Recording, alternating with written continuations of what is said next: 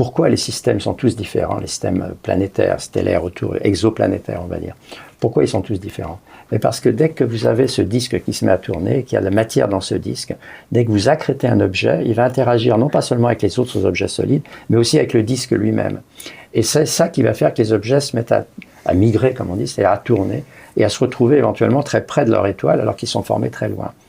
Parce que pour qu'un objet puisse accréter du gaz, il faut qu'il y ait un gros noyau. Pour avoir un gros noyau, il faut qu'il se forme loin, pour avoir non seulement des grains minéraux, mais aussi des glaces. Plus vous êtes loin, plus il fait froid. Si vous avez beaucoup de glace, vous avez rapidement une masse telle que le gaz va être accrété. C'est ça qui a donné naissance aux planètes géantes, Jupiter, Saturne, chez nous. Mais une fois que vous avez ça, cette planète-là, elle n'a aucune raison de rester là où elle est parce qu'elle va continuer à migrer dans le système solaire. Et vous pouvez très bien avoir des planètes qui, avec cette migration, se retrouvent très près de leur étoile.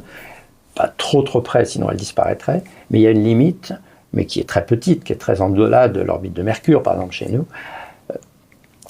Limite qui fait que cette planète, elle peut rester là des milliards d'années éventuellement.